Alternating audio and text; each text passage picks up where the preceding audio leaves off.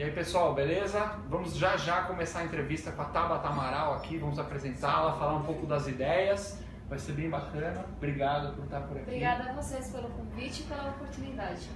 Estamos aqui em plena chuva de São Paulo, ela está super apressada para ir para o aeroporto, mas vai dar uns 20 minutos aí de conversa. E vamos também responder perguntas que sejam colocadas online, então quem tiver alguma dúvida pode perguntar, que vai ser um prazer, né, conversar disso. Com certeza. E a gente estava mais cedo no Largo da Batata, na chuva, então pelo menos a gente está quentinho aqui. Mas o cabelo tá inteiro aí, cara. Você conseguiu não faz, defender o banheiro bem. não faz. Legal. Obrigado a você que está nos seguindo. Vamos ter o prazer agora de conversar com a candidata a deputada federal, Tabata Amaral. Ela é fundadora do movimento Acredito. Ela é uma ativista pela educação e está aí saindo pelo PDT. E Tabata, conta pra gente aí os seguidores do ranking, quais são os top problemas do Brasil e o que você como parlamentar poderia fazer para atuar, para ajudar a resolver. Começar agradecendo pelo convite, por essa conversa.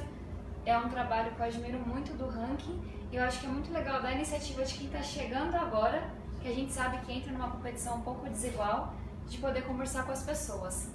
Falando um pouco dos problemas do Brasil, são inúmeros. E acho que a gente poderia gastar umas boas horas falando sobre eles. Top 3. Mas acho que tem um que resume, mais até do que 3, então. que é a questão da desigualdade. Certo. Que pra mim pega muito forte por ser da periferia de São Paulo, por ter visto muitas pessoas que morreram aos seus 15 anos de idade com as drogas, com crime, sem nunca ter podido sonhar. Sem nunca ter tido uma oportunidade de falar, olha, teu horizonte é um pouco maior do que isso. E aí quando a gente fala de desigualdade, a gente fala de educação, obviamente, a gente fala de economia também, a gente fala um pouco sobre como a nossa política funciona e como ela exclui as pessoas de propósito. Então eu acho que esse é um tema que me move muito e que de certa forma fala da realidade do Brasil.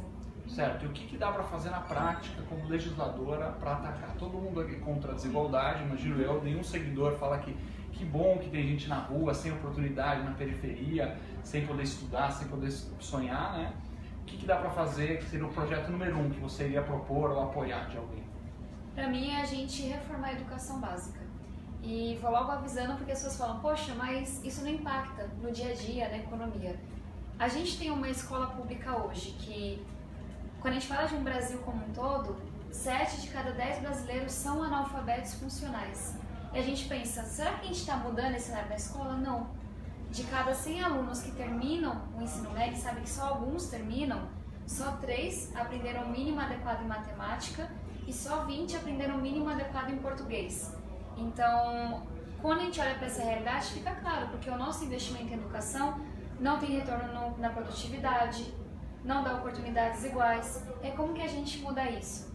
Um foco muito grande para mim é a questão do ensino médio, porque hoje o crime é muito mais vantajoso do que a escola, porque a escola não te prepara para nada, para a vida, para o mercado de trabalho, nem para o vestibular. E aí, até começando um pouco de polêmica, a gente teve a tentativa de uma reforma do ensino médio, mas ela não foi aceita pela sociedade porque a gente tem uma lógica diferente agora. Então ela foi de cima para baixo. O ensino médio está falido, a gente hoje tem alunos, o número de alunos que evadem é maior do que em anos anteriores e a gente tem que propor uma reforma dialogando com a sociedade. Então esse é um passo. A gente tem que olhar também para os primeiros 1000 dias das crianças, tem que olhar para a alfabetização, mas aí a gente pode começar a conversa. Bacana, bacana. Agora a reforma da educação básica, super interessante, é o caminho que muitos países em desenvolvimento trilharam, né, para chegar ao nível desenvolvido, tipo Coreia, tipo Hong Kong, Singapura e tantos outros, né, Finlândia. Mas o que exatamente? Precisa de mais dinheiro? Quais medidas você acha que seriam as top importantes para... Eu vou falar de uma que talvez não seja vouchers, tão o que você pensa, por exemplo, sobre um programa de vouchers na educação básica? O interessante é a faculdade nos Estados Unidos. E eu peguei bem o comecinho da onda dos vouchers, da charter desculpa, schools. você interromper aqui. Ela não fez faculdade, ela fez Harvard, não é verdade? Sim. Harvard, olha que chique. Estamos aqui entrevistando a primeira pessoa de Harvard. Acho que é a pessoa mais bem formada que sentou aqui nessa mesa até agora, né? Sem demérito aos outros, tá, pessoal? Mas aqui Harvard, né? Mas, continue, enfim, desculpa. Não, tudo bem. Eu fiz ciência política como curso principal. Então acompanhei muito debate sobre as charter schools, os vouchers. E de certa forma foi um pouco de decepção, porque tinha uma expectativa muito grande de que isso ia mudar as coisas. Então os primeiros estudos que estão saindo demonstram que não houve um impacto. Então acho que minha visão disso não seria a minha primeira proposta, porque não funcionou no Chile, nos Estados Unidos até agora, mas tem que ser cabeça aberta. Se alguém entender que pode ser diferente no Brasil, testar, pilotar e fazer acontecer. Você votaria a favor de um piloto, por exemplo? Com bons argumentos, que falam, olha, no Brasil é diferente dos Estados Unidos por essa razão. Começa que eles estão no meio do ranking do PISA, não estão no top, e nós estamos no penúltimo. Exatamente. Então, na verdade, qualquer coisa versus o penúltimo já é uma melhora grande. Mas vamos falar de uma coisa que talvez seja menos glamourosa, porque os vouchers são um pouquinho famosos, sim, mas que eu acho que é muito pé no chão, que é o Fundeb, que é o Fundo da Educação. O Fundeb, ele vai vencer agora em 2020. A gente tem uma oportunidade única, que acontece literalmente a cada muitos anos, de olhar para toda a educação básica. Por quê? Hoje em dia o Fundeb é distribuído sem muita contrapartida. E a gente tem uma oportunidade, com a crise que a gente está vivendo, com tudo que a gente está vendo no Brasil, de fazer uma nova negociação e falar, pessoal, uma parte desse fundo vai ser repassado para quem replicar essas boas práticas, para quem alcançar esses resultados. Explicando para as pessoas como que a gente entrega esse dinheiro sem pedir nada de volta, como que a gente entrega sem nenhum parâmetro. E aí quais são essas boas práticas que a gente vê em estados como Pernambuco, Ceará cidades como Sobral. Tem a melhor educação pública do Brasil. A primeira coisa é acabar com a indicação política para diretor escolar. É o gestor da escola e 75% dos municípios usam a indicação política. Uma segunda coisa é a gente olhar de maneira séria para a formação dos professores. No Brasil inteiro, a formação continuada é uma aula inspiracional uma vez por ano. Não é uma formação de fato. Então, a gente tem que agarrar essa oportunidade que o Fundeb vai vencer para atrelar resultados, boas práticas, porque é a única maneira que de lá do Congresso, de Brasília, a gente consegue influenciar de fato quem está na ponta. Certo. E, por exemplo, uma coisa que a gente vê na questão da educação, nos países desenvolvidos, você tem 2,5 professores para cada um professor de apoio. E no Brasil é o contrário, são 2,5 pessoas de apoio para cada professor na sala de aula. Você acha que isso é um problema? Você acha que teria que ser atacado esse problema? Ele é um problema principalmente na alfabetização. A gente falha miseravelmente na hora de ensinar os alunos a ler e escrever. E aí tem uma boa prática que é a do reforço, mas não como a gente vê aqui em São Paulo, porque o reforço na minha escola estadual é no final do ano. Se a gente tem avaliações sérias desde o primeiro mês, primeiro bimestre, você com mais professores e bem alocados, consegue destinar o aluno que não vai bem desde o comecinho para um reforço no contraturno. E o aluno que mesmo assim não alcança, ele sai da sala comum, por assim dizer, e faz o reforço em tempo integral. E essa é uma boa prática que explica muito do que foi feito no Ceará e Sobral, que a gente estava falando. Porque se você garante que todo mundo vem junto logo no comecinho, o desenvolvimento é muito mais fácil. Bacana. Vou pegar um negócio mais espinhoso aí, cotas raciais. O que você pensa sobre cotas raciais na universidade pública? A favor, contra? Eu sou a favor das cotas raciais sociais por 2 razões. A primeira delas porque eu sou fui bolsista em Harvard. Racial e social? E social. Ambas? Ambas, e já explico por que ambas. Eu só fui bolsista em Harvard porque eu participei de um processo que era menos quadradão, menos cego do que o nosso. O nosso vestibular é uma prova. Ninguém pergunta se você está passando bem, como foi a tua base e se você tem um projeto maravilhoso de hip hop na sua comunidade, demonstrando outras inteligências. Harvard é outra história. Eu pude fazer as provas várias vezes, eu pude contar que eu só tinha feito inglês por 1 ano, então eu explicava aquelas notas horríveis. Eu falei de quem eu era. Então, tendo sido beneficiada por um processo que olhava de onde eu saí até onde eu cheguei, eu achar que o nosso vestibular do que tá bom seria um pouco incongruente. Mas aí tem um motivo que me anima muito, é que a gente tem que olhar para os dados. Quando você desenha uma política pública, muitas vezes você cria incentivos que são negativos, a gente tem que ir lá e medir.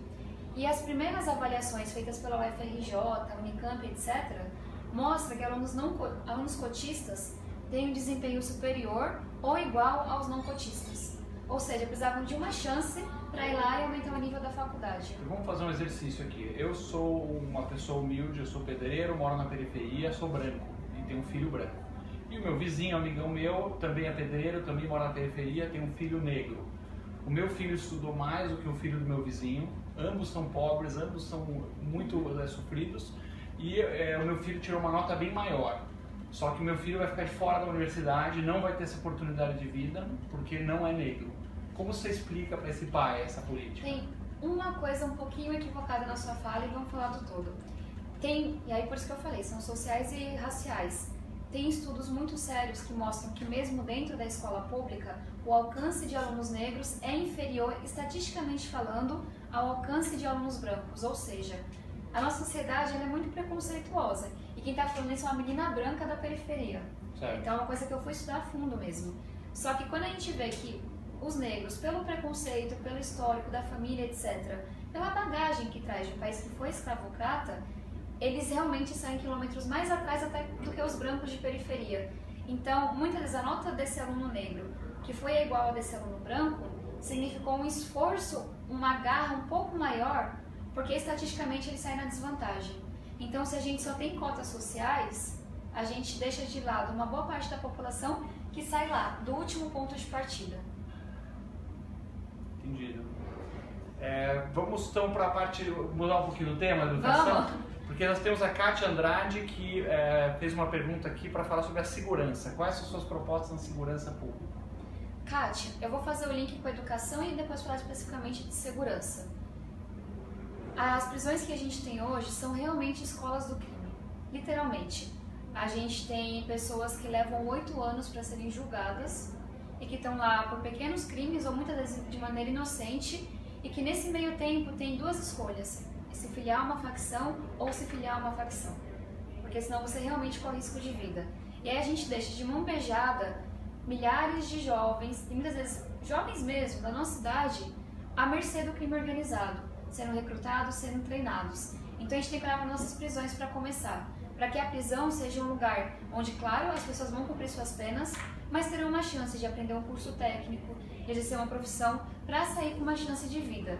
E aí quando a gente fala de segurança como um todo, eu não acho que o lugar de militar é na rua, porque o militar é treinado para uma outra função, mas também temos que ser honestos e dizer que nossas polícias estão abandonadas, sem equipamento, sem instrumento de estratégia, sem uma boa preparação, sem uma boa remuneração. Então, da mesma maneira que a gente tem que olhar para a carreira do professor, a gente tem que olhar para a carreira do policial, a gente tem que olhar para o tempo que a gente leva para julgar as coisas e para como as prisões elas acabam levando as pessoas ainda mais próximas do crime. E aí um outro tema super complexo é o crime organizado, como a gente de fato acaba com ele e não fica só passando a mão como a gente faz. Bacana. Do Rafael Drummond, como incentivar a inovação e empreendedorismo? É importante incentivar a inovação e empreendedorismo? Como fazer isso? Demais. Oi, Rafael. Obrigada pela pergunta, porque é algo muito importante para mim. E aí vamos falar um pouquinho de ensino superior. A gente sabe que, comparando com outros países, a gente faz um papelão quando o tema é ciência, tecnologia e inovação. Mas a gente também sabe que o cobertor é curto e não dá para ficar só aumentando o investimento. Então eu trago algumas propostas de como a gente olha de maneira menos quadrada para o investimento em inovação nas universidades. A gente tem um tabu muito grande com que empresas possam financiar a pesquisa. Isso não faz sentido para mim. Eu entendo que algumas pesquisas são estratégicas, têm a ver com a soberania nacional, mas tem linhas de pesquisas que empresas topariam financiar. E mais, por que não fazer algo que eu vi lá nos Estados Unidos, que é os convênios? Você ter pesquisadores da USP, da UFSCar e por aí vai, alocados na Samsung, na Brastemp, só para dar alguns exemplos. Porque a partir do momento que pesquisadores, centros empresariais, academia conversam, essa pesquisa é muito mais conectada com o mercado de trabalho, a gente garante um financiamento. E aí só para arrematar, a gente vive em um país em que uma patente leva até 8 anos para ser liberada. Como que você vai inovar desse jeito? Quando você pode registrar nos Estados Unidos e conseguir ela por alguns meses. Então, só algumas provocações. Tema muito importante aqui dos privilégios. Damarisio Magali nos mandou aqui, vou até adicionar uma pergunta. Primeira pergunta: quantos assessores você pretende ter caso eleita? O que você pensa sobre o fundo partidário? Você votaria para reduzir, para eliminar, ou para ampliar, ou para deixar como está? E eu vou aproveitar e perguntar também de que hoje a gente tem o fato que o funcionário público no governo federal ganha em média 80% a mais do que a mesma função na iniciativa privada. O que você pensa sobre isso? É um privilégio, tem que ser atacado ou está certo do jeito como está? começar pela pergunta dos assessores. Eu acho que até pior do que os assessores é o número de privilégios que os deputados têm. Auxílio terno, auxílio esposa, falando... É umas bizarrices muito grandes. Então acho que a pessoa que venha para renovar não só os rostos, mas as práticas, tem que se comprometer com o fim desses privilégios. O número de assessores eu não consigo responder hoje. Eu acho que você tem que chegar lá, entender qual que é o trabalho, quais são suas missões, que tipo de pessoas você precisa e montar uma equipe boa. Então meu comprometimento é acabar com os privilégios e não levar gente porque eu troquei apoio na hora da campanha. Você vai abrir mão dos seus privilégios, a exemplo do que o Regufo fez, por exemplo, em Brasília? Pensão, carro, essas coisas assim. Você pretende abrir mão quando ele se eleito? Ó, tá aqui o primeiro compromisso, aqui tá registrado em vídeo. Isso tá registrado até mais profundamente, porque todo mundo que é do movimento Acredito, que é o movimento que eu represento, assinou uma carta se comprometendo com um tipo de mandato diferente. Porque não conversa com o dia de hoje.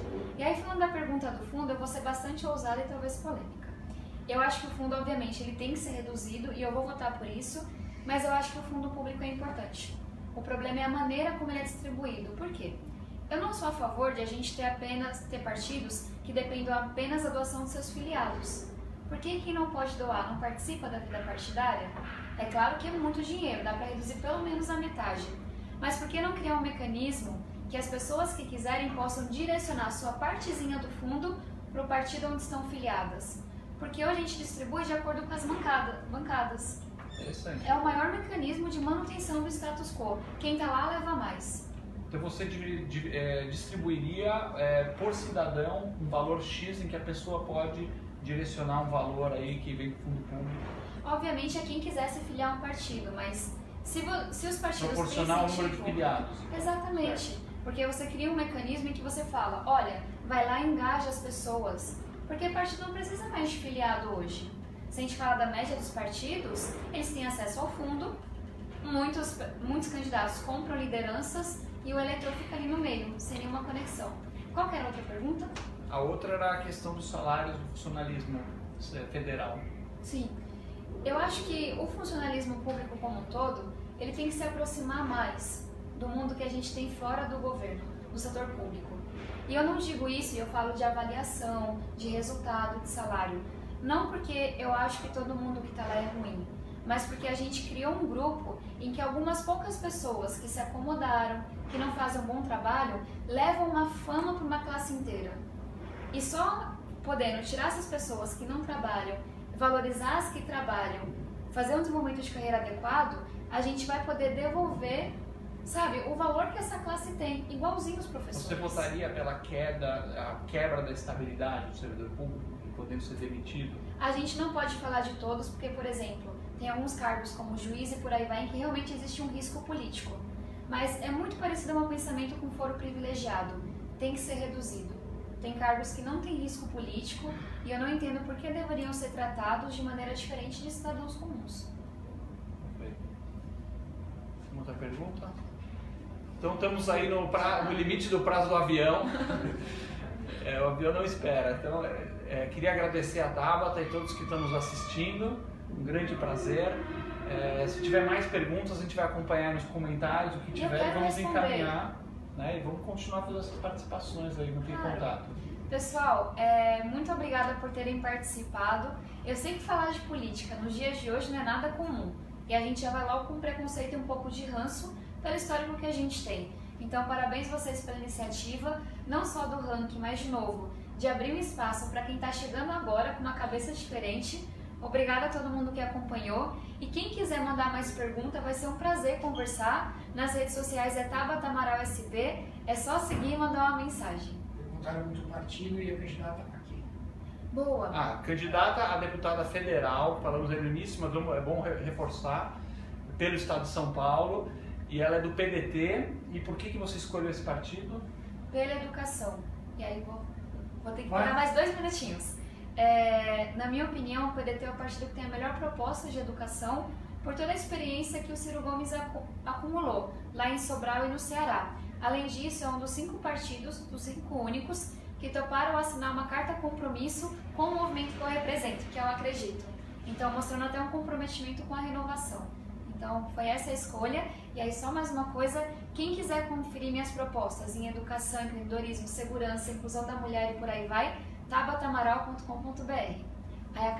Pode pensar mais um merchanzinho? Pode. É a última, pessoal. Olha, sou Tabata Amaral para Federal 1200. Ótimo. Obrigado a todos. Obrigado, Tabata. Obrigada Show a de você. bola aí.